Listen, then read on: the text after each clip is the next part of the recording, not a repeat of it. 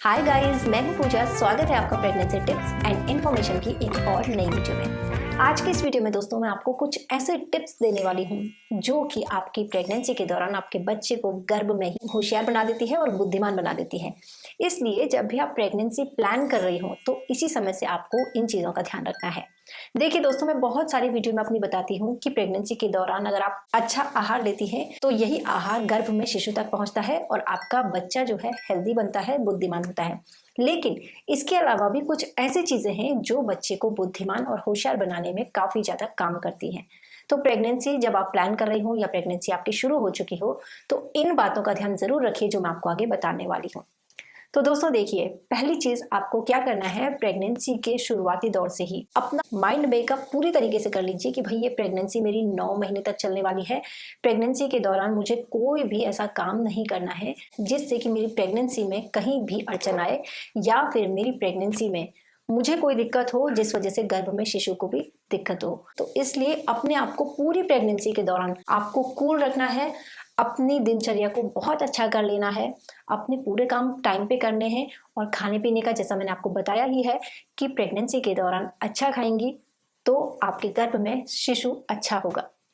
दूसरी चीज दोस्तों, प्रेगनेंसी के शुरुआती दौर से ही आपको क्या करना होता है, सप्लीमेंट्स लेने होते हैं। प्रीनेटल सप्लीमेंट्स भी कई महिलाएं प्रेगनेंसी कंसीव करने के पहले ही ले लेती हैं ताकि प्रेगनेंसी अच्छे से कंसीव भी हो जाए और गर्भ में जब शिशु आए तो शुरुआती दौर में जब उसका शुरुआती विकास हो रहा होता है तो जो प्रॉब्लम्स आ सकती हैं वो बिल्कुल ना आए।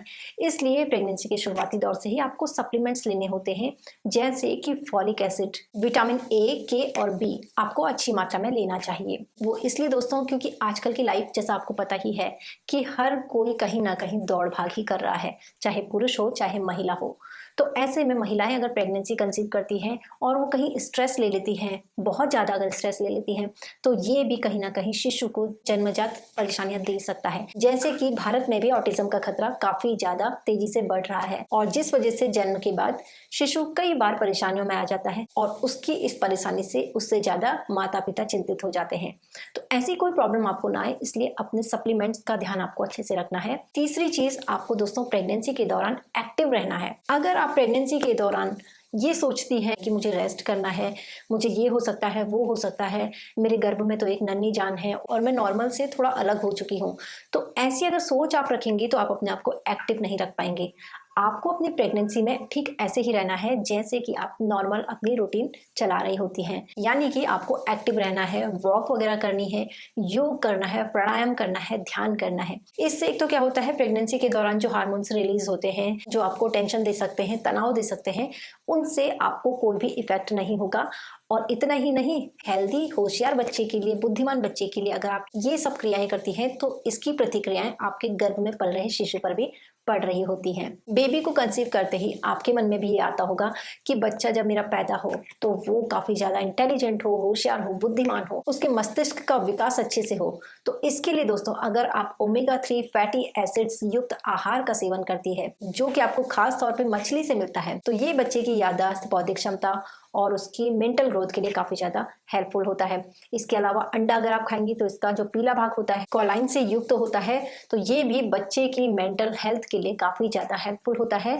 बच्चे के मस्तिष्क के विकास के लिए ये काफी ज्यादा अच्छा एक पोषक तत्व है। अगर आप प्रेगनेंसी के दौरान नींद अच्छी लेती है, भरपूर लेती है, तो ये भी बच्चे के मस्तिष्क के विकास के लिए काफी ज्यादा हेल्पफुल होता है। ये आपका इम्यून सिस्टम अच्छा करता है, आपको तनाव कम से कम होता है, मूड स्विंग्स कम होते हैं और आपका मूड काफी अच्छा रहता है। तो कम से कम 8 से लेके 9 घंटे की नींद आपको पूरे 24 घंटे में जरूर लेनी है। और अंत में दोस्तों यही टिप है कि प्रेगनेंसी के दौरान पानी आपके शरीर में कम नहीं होना चाहिए, पानी की मात्रा अच्छी होनी चाहिए।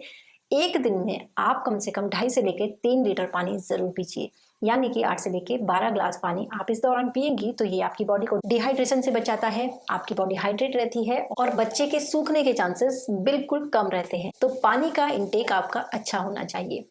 तो ये सारी बातें अगर आप ध्यान में रहेंगी तो आपका बच्चा जो है वो बुद्धिमान होगा, होशियार होगा और हेल्दी होगा। तो होप सो दोस्तों वीडियो आपको अच्छा लगा होगा। वीडियो पसंद आए तो वीडियो को लाइक, शेयर, सब्सक्राइब और फॉलो जरूर कर दीजिएगा।